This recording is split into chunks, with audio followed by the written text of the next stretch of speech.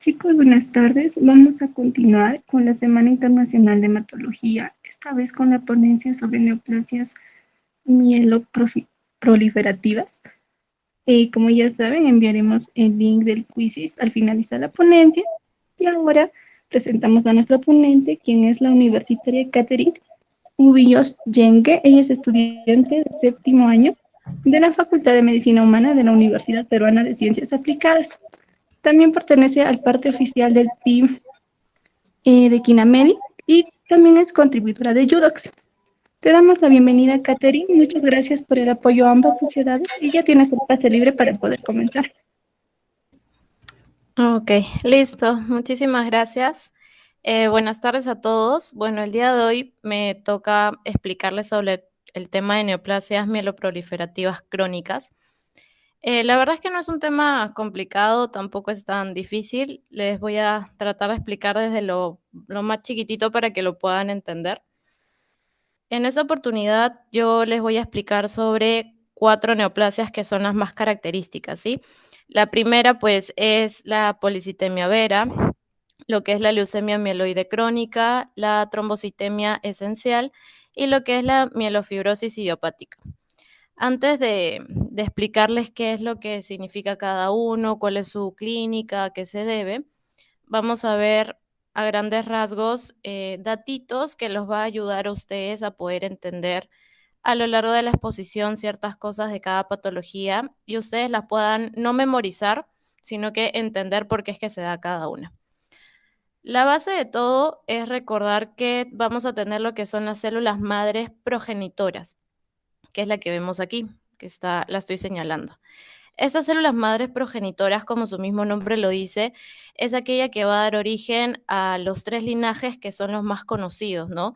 Las de las células rojas, células blancas y lo de las plaquetas. Ahí lo pueden diferenciar con su color. Esas células madres progenitoras van a venir de una fuente que es la más conocida como médula ósea. Y como cualquier otro órgano, esta también puede llegar a enfermarse tanto de algún cáncer o de repente, por ejemplo, como el corazón, cuando no es capaz de bombear la cantidad necesaria de sangre que necesitan los tejidos. ¿Qué es lo que va a pasar con el corazón? Se vuelve insuficiente. Lo mismo va a pasar con la médula ósea.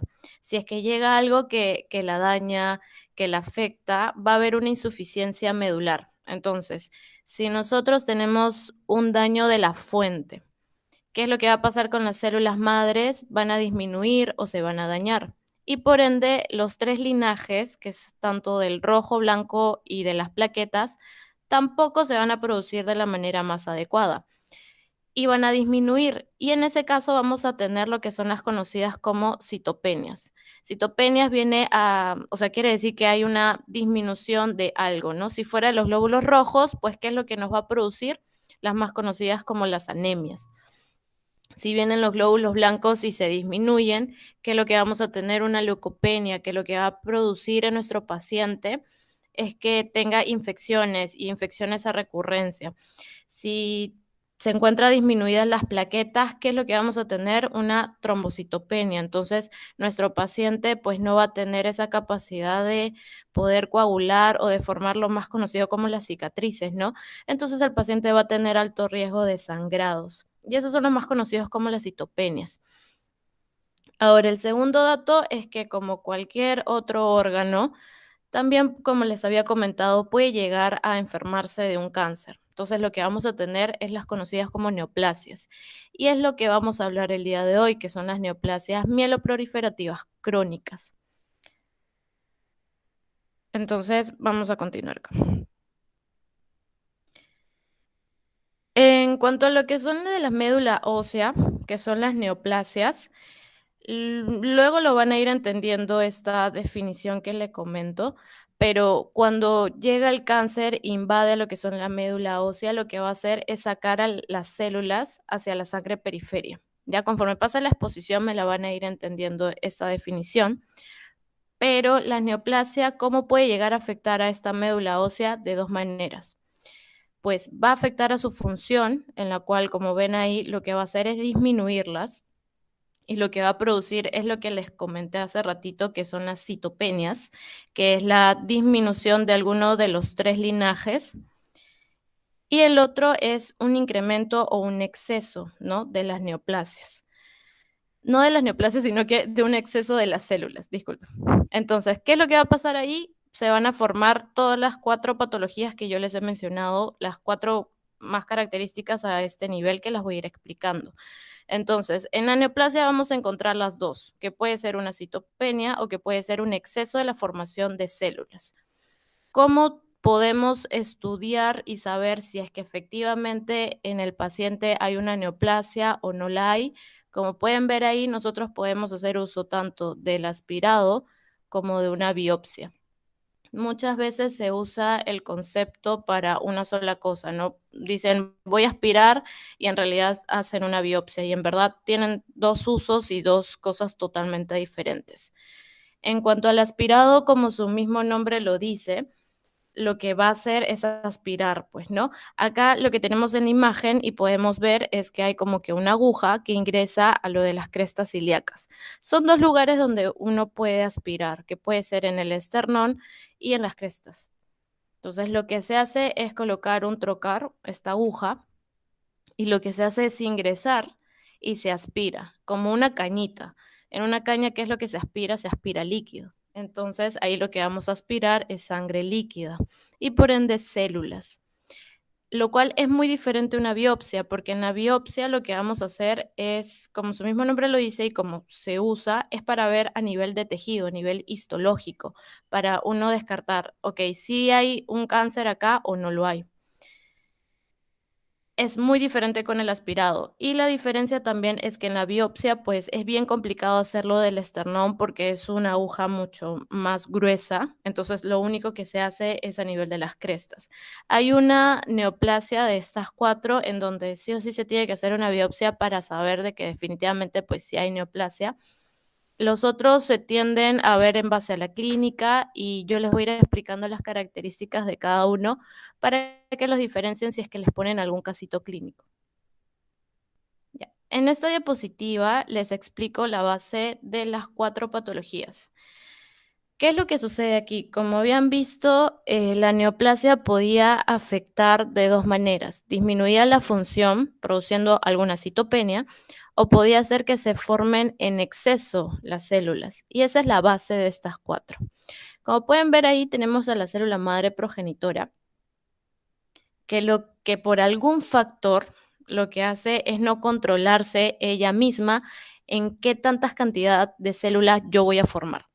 Es, por así decirlo, como que se aloca y empieza a formar un montón de células. Ahí ven que hay un montón de glóbulos rojos.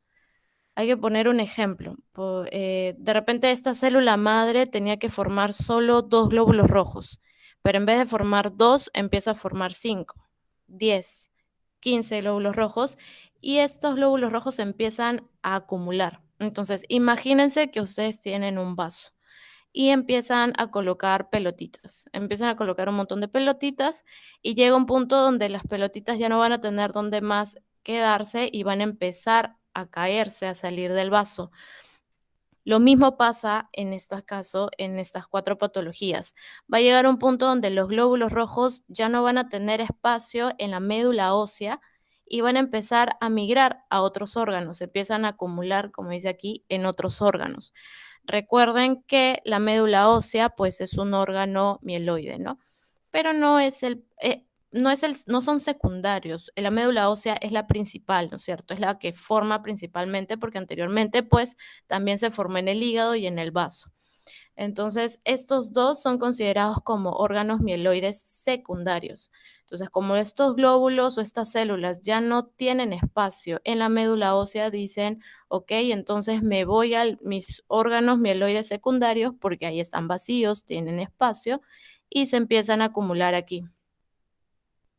Y esa es la explicación de la principal característica a nivel clínico de estas patologías de las neoplasias, porque los pacientes acuden con hepatoesplenomegalia, porque empiezan a acumularse, acumularse y el hígado empieza a crecer, el vaso también empieza a crecer. Entonces, es algo muy característico de las cuatro. Ahora, El nombre de la patología va a variar mucho en relación a qué linaje está aumentado de número, ¿no? Por ejemplo, en relación a los glóbulos rojos, nosotros vamos a denominarlo como una policitemia vera, ¿no? Harta cantidad de glóbulos rojos va a ser la base del desarrollo de la policitemia vera. Una cantidad elevada de formación de granulocitos, que pueden ser tanto los eosinófilos, los basófilos, los neutrófilos, que es lo que va a producir la leucemia mieloide crónica. Y una alta cantidad de plaquetas, lo que me va a producir es la trombofilia esencial.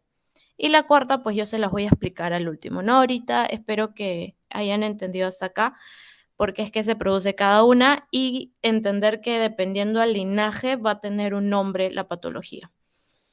Las cuatro en realidad tienen un mismo tratamiento. Las neoplasias, el tratamiento así esencial o que te va a curar de todas maneras al paciente es el trasplante.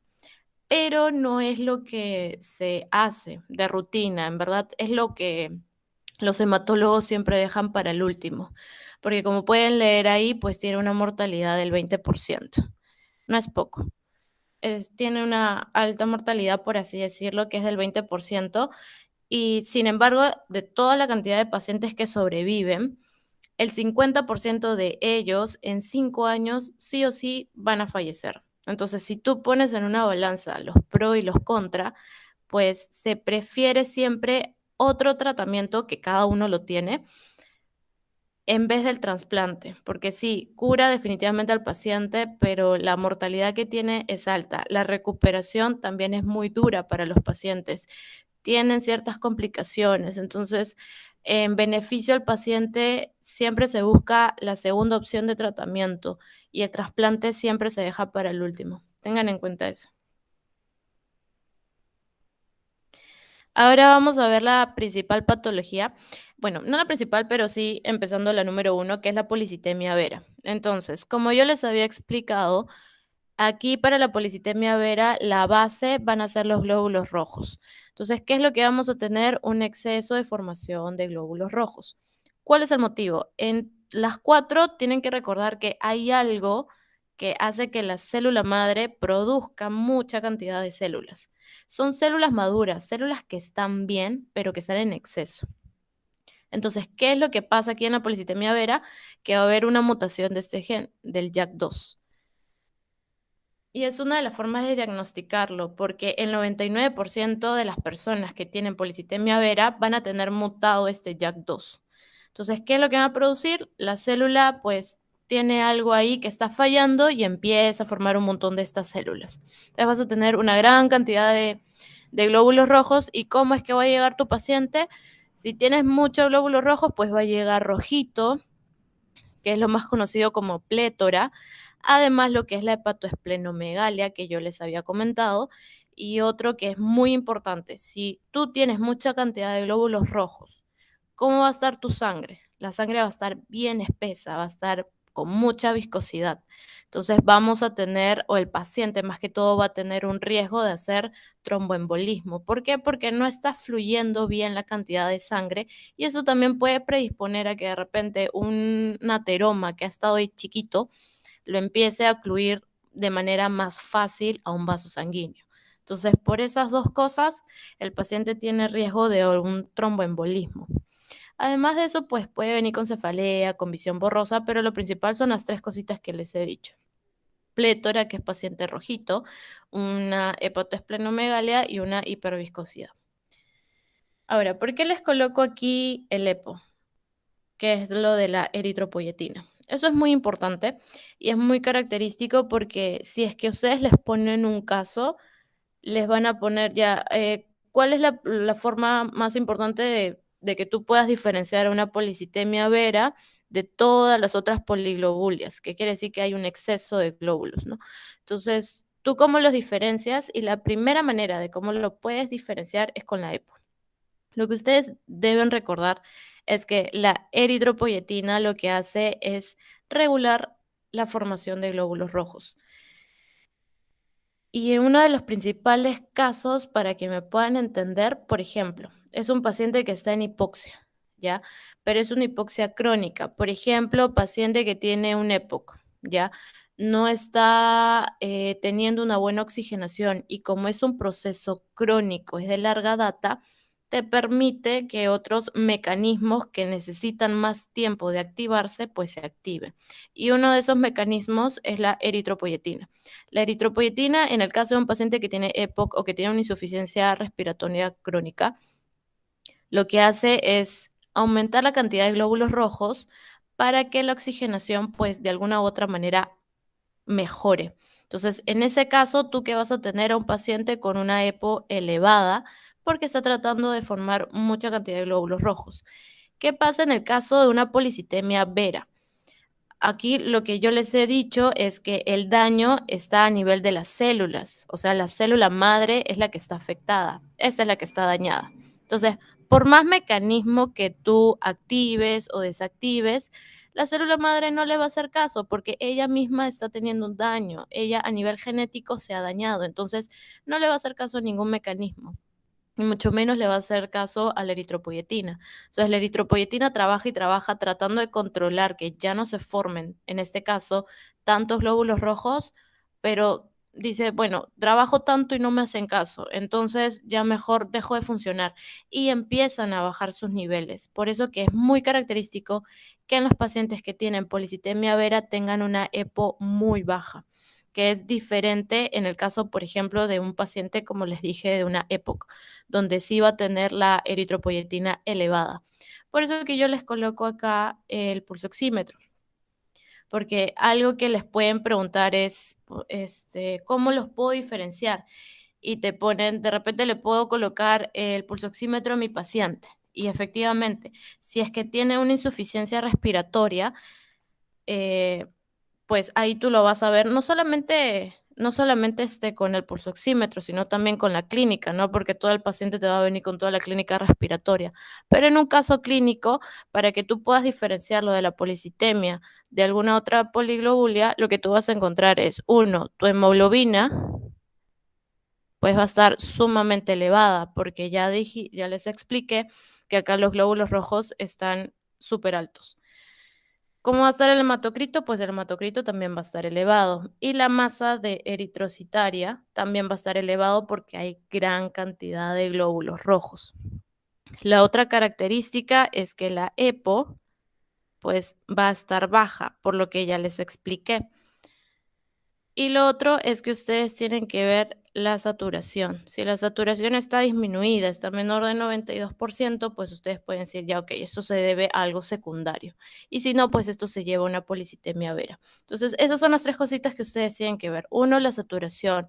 Lo otro es cómo está la hemoglobina, cómo está el hematocrito. Y lo otro es la EPO. Si ustedes ven que la eritropoyetina está elevada, eso no es una policitemia vera. Bien, ahora, ¿cómo vamos a ver a nivel de tratamiento? ¿Podemos nosotros dejar sin tratamiento a un paciente que tiene policitemia vera? Sí puedes, pero le va a traer complicaciones a largo plazo. Y esto pasa porque, como yo les había explicado, tienes tu célula madre progenitora. Ustedes véanlo como literalmente como una madre, que lo que está haciendo es dar a luz a cada rato a un montón de glóbulos rojos. Da luz, tiene un montón de partos y de repente, como en todo caso, ¿no? Por ejemplo, en una cesárea, ¿qué le va a quedar a la paciente? Cicatrices. Y lo mismo le va a pasar a la célula madre progenitora. Va a tener un montón de cicatrices, que es lo más conocido como fibrosis. Entonces va a terminar fibrosándose y va a ser lo que es más conocido como mielofibrosis. Pero esto no es una mielofibrosis primaria o idiopática, que es el cuarto caso de neoplasias mieloproliferativas, que es la cuarta patología que hoy les voy a explicar, sino que eso es una mielofibrosis secundaria a una policitemia, porque la célula madre ha formado tanta cantidad de glóbulos rojos que ya tiene tantas cicatrices que se empieza a fibrosar. Y como se empieza a fibrosar, algo que está como que con algo que impide que se desarrolle bien, no va ella a formar la misma cantidad de glóbulos rojos, ni la misma cantidad de glóbulos blancos, ni tampoco de plaquetas. Entonces, ¿qué va a pasar con los glóbulos rojos y las plaquetas y los glóbulos blancos? Van a empezar a caer, porque como está dañada mi célula madre, progenitora va a ir bajando. Y como les expliqué, si los linajes no se forman de manera adecuada y empieza a disminuir el número de estas células, lo que se va a producir es una citopenia. Y como les había explicado, ¿qué es lo que trae consigo? Bajo glóbulo rojo, anemia. De los glóbulos blancos, infecciones. Y del otro, que tenga sangrados. Entonces, a largo plazo, si tú no tratas a tu paciente, pues le vas a llevar a graves complicaciones. Entonces, en los pacientes lo que se prefiere son el tratamiento de sangría, porque ya les expliqué que el trasplante es lo último que se deja. Entonces, le vamos a hacer tratamiento de sangrías. ¿Qué quiere decir esto? Que mi paciente está formando tanta cantidad de glóbulo rojo que lo que voy a hacer es quitarle. Entonces, le empiezo a quitar glóbulos rojos. ¿Y cómo hago eso? Le empiezo a quitar de 400 a 500 mililitros aproximadamente de sangre, una vez al mes, solamente una vez al mes. Y esto trae riesgos de que el paciente produzca o desarrolle una ferropenia, pues sí, me puede llegar a desarrollar una ferropenia secundaria. Pero eso es algo bueno para el paciente. ¿Por qué? Porque como ya no está dando tantos glóbulos rojos, tampoco él está teniendo tanta fuente, la célula madre, de seguir formando más glóbulos rojos. Entonces, si yo no le doy la fuente, ella tampoco va a seguir produciendo tanta cantidad de glóbulos rojos. Entonces se va a ir normalizando los niveles de glóbulos rojos. Por eso es muy importante que un paciente que tiene policitemia y se va, no sé, a otra clínica y se quiere hacer sus exámenes y el doctor le encuentra con anemia, es muy importante que le diga que no tiene que recibir hierro, porque si ese doctor le empieza a dar tratamiento de hierro, va a ser lo mismo, le voy a seguir dando más fuente y me va a seguir produciendo más glóbulos rojos. Entonces, en vano es haberle estado quitando sangre, si con la administración de hierro, pues va a seguir produciendo más. Entonces, en cierta parte, esta ferropenia secundaria ayuda a nuestro paciente, ¿ok? El tratamiento de elección, entonces, recuerden, en la policitemia son el tratamiento de sangrías y solamente es una vez al mes, recuerden. Ay, se pasó todo. Ya. Ahora, la segunda patología va a ser lo que es la leucemia mieloide crónica. Esta patología, pues, es una de las más importantes de las cuatro, ya que siempre se ha tenido como que de 10 a 15 años de esperanza de vida, ¿no? Al paciente se le diagnosticaba leucemia y ya a los 10 años, pues, ya fallecía y no había tratamiento y era algo que en verdad frustraba mucho, ¿no? Porque lo diagnosticas y le dices, ok, pero ya no puedo hacer más por usted. Entonces, hoy por hoy sí hay un tratamiento y ya se sabe cómo extender esta cantidad de vida, de años de vida a nuestro paciente. Entonces, como les había explicado, la leucemia mieloide crónica se debe a que la célula progenitora, ¿qué es lo que me va a formar? Una alta cantidad de granulocitos. Ahora, algo que quiero que tengan en cuenta acá es que este que está de otro color no es un granulocito, sino es un blasto, ¿ok? Normalmente en las leucemias mieloides crónicas no se caracteriza por un número elevado de blastos, es todo lo contrario, son las leucemias agudas las que se caracterizan por tener un nivel mayor al 5% de blastos, pero aquí en la crónica, véanlo de esta manera. Tiene a su célula progenitora que forma sus granulocitos y empieza a formar un granulocito, dos granulocitos, tres granulocitos y ¡pum! Se le escapa un blasto, porque tampoco es perfecta, ¿no? Empieza a formar un blasto y ya. Y luego sigue formando otro granulocito y otro y ¡pum! Se le escapa otro blasto más. Entonces, si lo ves como que a la ya no vas a tener o sea, no vas a tener poca cantidad de blastos, sino que se te van a ir acumulando. Y esa cantidad de blastos lo que va a conllevar a tu paciente que tenía una leucemia mieloide crónica es formar o desarrollar lo que es una leucemia aguda. Y lamentablemente esto es un factor de mal pronóstico en el paciente. ¿Por qué? Porque la leucemia aguda lo que va a hacer y se va a caracterizar es por un Filadelfia positivo. ¿Qué quiere decir? Que tienes el cromosoma 9 y este cromosoma 22 y lo que hacen es cambiar el orden de cómo están realmente, ¿no? Como pueden ver acá, esto se cambia y se une parte del cromosoma 9 con el cromosoma 22 y lo que hace es como una translocación. Y esto lo que hace es formar Filadelfia, por eso se le dice como Filadelfia positivo. Junto a eso tenemos este BCR-ABL. Y estos dos unidos son los que forman el mal pronóstico en el paciente. ¿Por qué? Porque este Filadelfia BCR-ABL lo que hace es activar o estimular esta tirosina quinasa, que es como una gasolina, ¿no? Como una fuente para hacer que esta célula madre progenitora se active más de lo que debería. Si ya de por sí está produciendo un montón de granulocitos, lo que hace la tirosina quinasa es empeorarla y ella empieza a formar mayor cantidad de la que normalmente ya estaba formando, si ya era mucho. Entonces empieza a formar más y se empiezan a acumular mayor cantidad de granulocitos. Entonces el medicamento que se ha visto ya en los últimos años que ayuda a inhibir esta tirosina quinasa es el imatinib. ¿Sí? Este imatinib lo que hace es inhibir esta tirosina quinasa y por ende ya no hay una sobreestimulación en esta célula madre progenitora. Y no solamente eso, se ha visto conforme pasan los años en estudios de pacientes que están recibiendo el imatinib que llega ya al punto de que no se encuentra este gen BCR-ABL. Entonces, es como si estuvieras haciendo un retroceso de la enfermedad como para dejarlo y mejorar el estado del paciente, ¿no? Le estás quitando este factor de mal pronóstico, lo cual ayuda a prolongar la esperanza de vida del paciente que tiene leucemia mieloide crónica.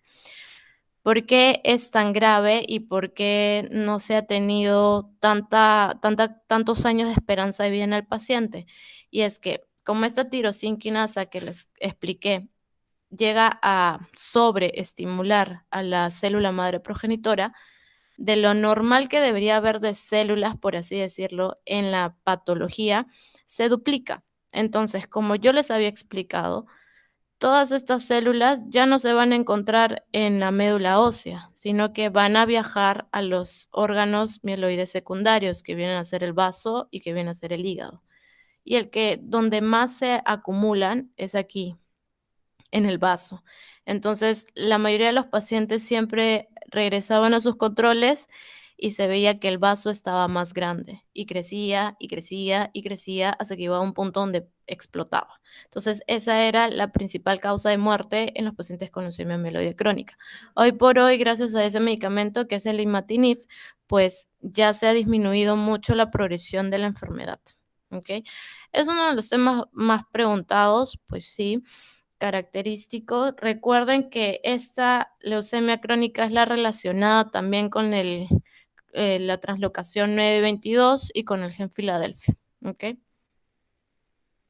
Aquí en lo que es trombocitemia crónica, pues son datitos nada más importantes que tienen que saber. Recuerden que aquí el que está afectado son las plaquetas, ¿no? Aquí es donde se forma un gran exceso de plaquetas y vas a tener como que dos tiempos en la clínica. Un primer tiempo que es como estás formando tantas plaquetas, el paciente va a estar como en estado de trombosis, ¿sí? El paciente puede llegar a tener infartos agudos de miocardio porque está formando muchas plaquetas, ¿no? Entonces, también hay riesgo de infarto cerebral, hay infarto de tía, o sea, el accidente isquémico transitorio. Y en segunda parte, el paciente puede llegar a producir lo que son hemorragias. Ustedes dirán, pero ¿por qué si mi paciente está formando tantas cantidades de plaquetas? No debería ser. Y es que llega un punto donde se llegan a formar tanto que ya empieza a fallar la función de la plaqueta. Y sí, hay muchas plaquetas, pero no funcionan de la misma manera. Entonces empiezan a sangrar, ¿ya? Y los pacientes tienen alto riesgo de hemorragias y más que todo a nivel digestivo. Hay riesgo de abortos también y de esplenomegalia como en las 4 patologías que les he comentado. Lo importante de aquí es esto de acá, que es la eritromelalgia, ¿Qué es la eritromelalgia? Pues es todo lo opuesto, como dice acá, al Raynaud. ¿Sí? Es un paciente que reacciona al calor. Un paciente que se expone al calor y empieza a tener dolor, se pone muy roja la zona, se tiene como parestesias, como pueden ver acá, dice hiperemia, dolor y parestesias, y esto siempre va a ser cuando el paciente se expone al sol. Cuando está el frío, toda la clínica del paciente mejora. Y esto tú lo puedes ver en dos casos, tanto en la policitemia vera como en la trombocitemia crónica, pero es mucho más frecuente en los pacientes con trombocitemia crónica. Por eso, si en algún casito tú ves que el paciente está bien y te dice que le duele alguna parte del cuerpo, que está muy rojo, está caliente y a veces se le adormece o no lo siente, y además ves su analítica y te sale que las plaquetas están súper elevadas, lo primero que tienes que pensar es en este signo, la eritromelalgia, y en el caso de una trombocitemia crónica. Y ya para terminar, tenemos lo que es la mielofibrosis idiopática. Ahora, yo les había explicado sobre la mielofibrosis, pero la secundaria, que es secundaria a la policitemia vera, que es porque la célula madre pues se llega a cansar de dar tantos hijitos que se empieza a cicatrizar y se fibrosa. Lo mismo pasa acá, pero esto es primario, es idiopático, que quiere decir que no se sabe la causa, simplemente pasa. Y normalmente estos pacientes pues debutan así de golpe con la clínica, no tienen ningún antecedente previo y es porque no se sabe por qué motivo está sucediendo. Entonces lo que vamos a tener acá son un montón de células, muchas células, células, células, células, que van a estar chocando entre ellos. Y entre estos también va a estar todo lo que es la misma neoplasia, que va a estar aquí metido, y también metidas lo que son las células progenitoras. Entre todo aquí vamos a tener todo pegado y junto a las células progenitoras, a lo que son las células blancas, los glóbulos rojos. Por eso que se dice que hay como una reacción leucoeritoblástica, porque es de los leucocitos y de los glóbulos rojos. Entonces van a estar todo metido, todo así chocándose entre ellos junto con las células madres progenitoras. Pero como dice fibrosis, como la célula progenitora, al igual que en la policitemia vera, está tan cansada, empieza a fibrosarse. Se empieza a fibrosar y acá vamos a ver que hay un montón de tejido fibrosado. Un montón, un montón, un montón. Y como pueden ver, todo está tan pegado que ya no hay espacio. Entonces empiezan a golpearse entre ellos todas las células. Empiezan a golpearse, empiezan a dañarse y empiezan a deformarse. Entonces vamos a obtener lo que es conocido como dacriocitos, que son células en forma de lágrima, por todo el choque que ha habido. Y lo tercero es que como ya no hay espacio acá entre cada una de ellas, las células van a empezar a salir, empiezan a migrar y van a migrar a los órganos secundarios que ya les había dicho, que son el hígado y el vaso, y empiezan a crecer. Por eso también aquí es característico lo que es la hepatoesplenomegalia. Y no solamente aquí van a ir lo que son los glóbulos rojos o los glóbulos blancos, sino que va a llegar un punto que ni la misma célula madre progenitora alcanza, que va a empezar ella también a migrar. Y como empiezan a migrar, se van a empezar a quedar poquitas células madres progenitoras aquí en la médula ósea. Y son células progenitoras que no tienen mucha experiencia.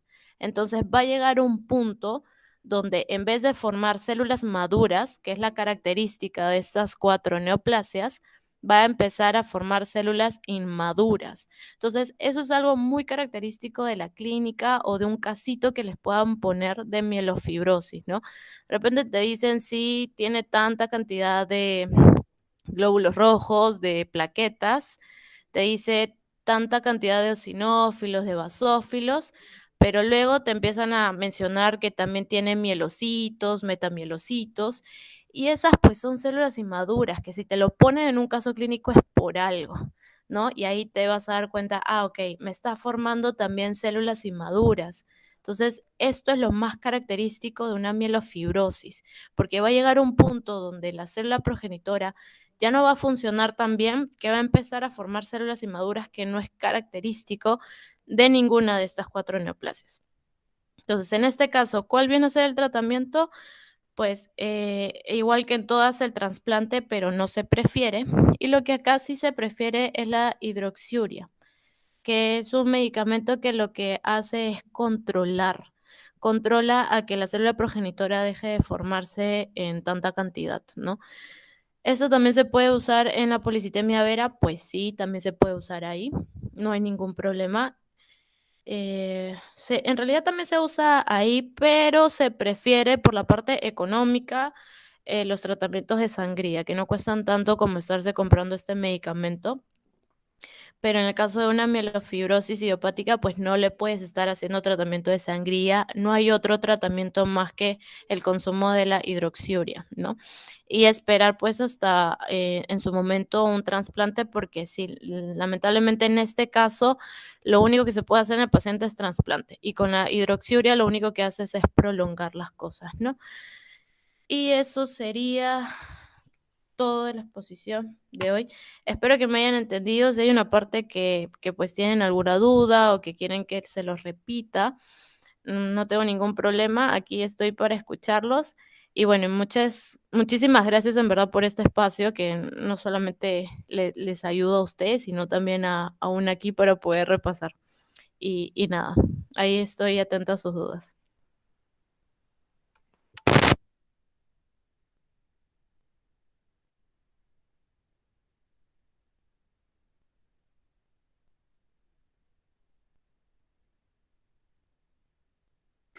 Muchas gracias por la ponencia, Katherine. Chicos, si tienen preguntas, por favor, lo pueden dejar en el chat.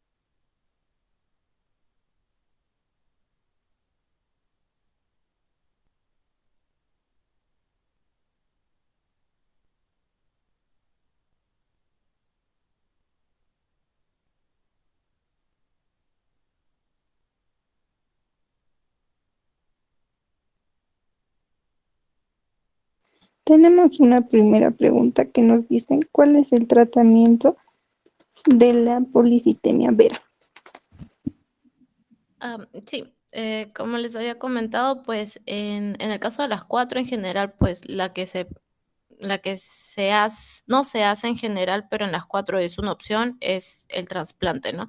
En el caso de la policitemia vera, la que se recomienda es las de sangrías, que es como que quitar sangre al paciente, ¿no? Como está produciendo mucha cantidad de eritrocitos, lo que se hace es quitarle de 400 a 500 mililitros una vez al mes y así es como se le hace el tratamiento, ¿no? Como está produciendo mucho, pues mayor consecuencia no le va a traer más que una ferropenia, pero que esto favorece al paciente. Va a favorecer a que sus células madres pues se controlen y dejen de formar tantos glóbulos rojos. Entonces, así es como vamos a ir controlando sus niveles de eritrocitos en el paciente.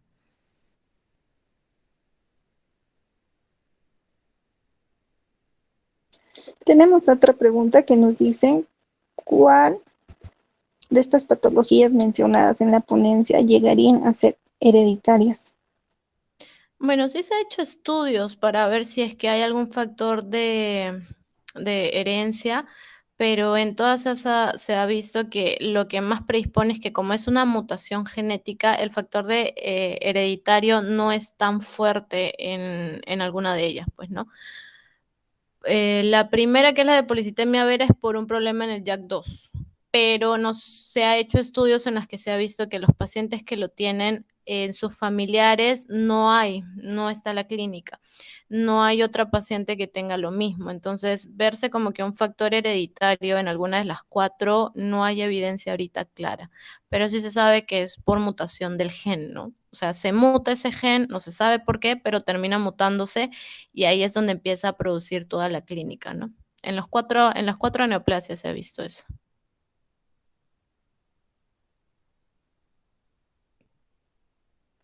Bien, tenemos otra pregunta. Nos dicen, ¿qué tan común es que se presente en niños?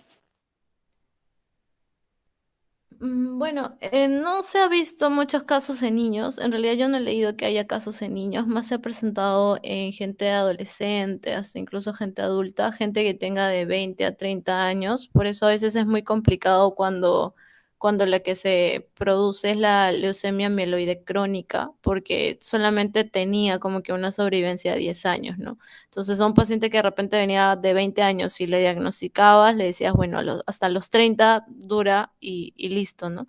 Entonces, por eso era muy complicado la patología. Pero en niños no hay muchos casos, la verdad. Es más que todo entre los 20, 30 años que se producen las patologías.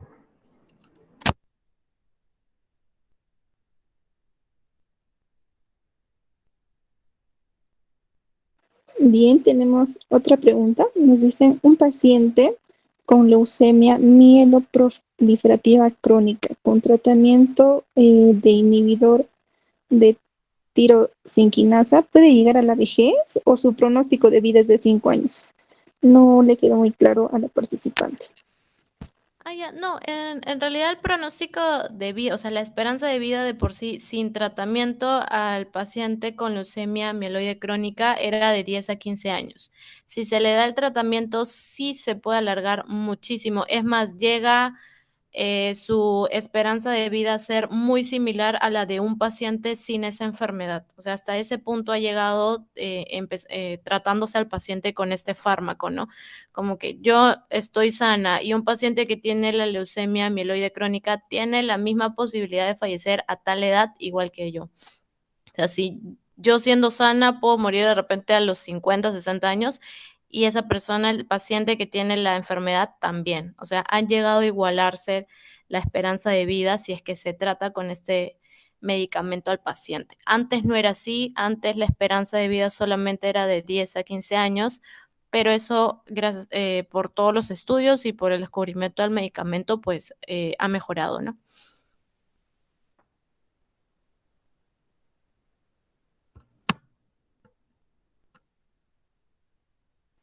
Y tenemos otra pregunta, que ya sería la última. Nos dicen, en estadios iniciales de policitemia vera, ¿sí se podría encontrar EPO elevada?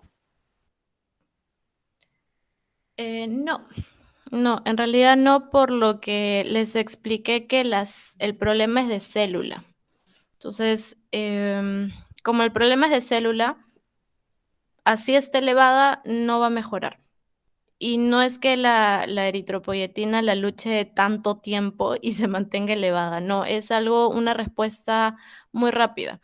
Y si es en los primeros niveles, la verdad es que ni el paciente va a tener mucha sintomatología. A lo mucho de repente se puede ver un poquito rojito, ¿no? Pero no le presta tanta atención. Entonces, cuando el paciente llega y dice que tiene toda esta sintomatología, no se ve al paciente en los primeros inicial, ¿no? Porque ya se le ve con un aumento del hígado, con un aumento del vaso, y la respuesta de la eritropoyetina es muy rápida, o sea, se elevará un tiempo muy corto, pero ni siquiera se capta cuando el paciente llega a que lo evalúen, ¿no? Porque la clínica no es que sea muy rápida, es relativamente en un tiempo no tan corto, por algo son crónicas, ¿no? Porque es conforme pasen los años. Y cuando ya se ve al paciente y llega con uno, pues la eritropoyetina está baja. Por eso siempre es la característica en esos pacientes, ¿no? La eritropoyetina no es que se eleve tanto tiempo y tan rápido porque por más que se eleve no funciona. Como el daño es de la célula, no le va a hacer nada. Entonces se agota tanto, por así decirlo, que baja de golpe. Entonces cuando el paciente ya llega al hospital o a la clínica y se le hace los exámenes, la EPO está disminuida.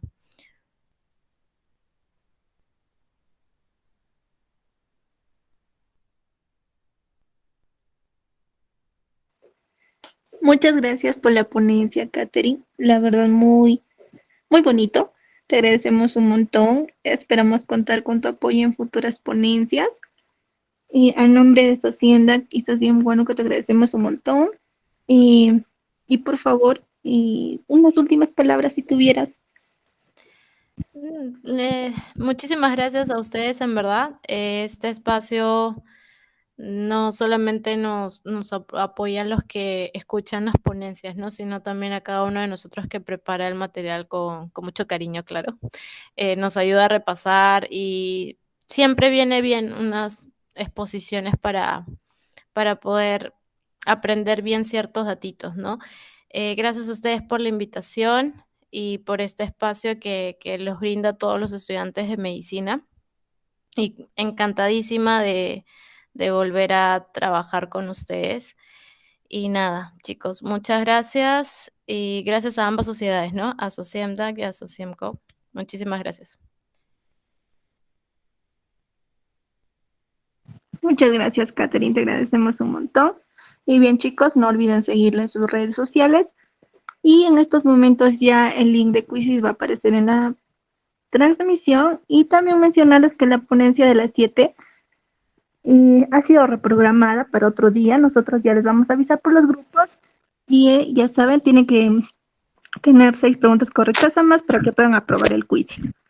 Muchas gracias nuevamente, Katherine, y agradecerles también a ustedes, chicos, por su participación y nos vemos el día de mañana en las siguientes ponencias.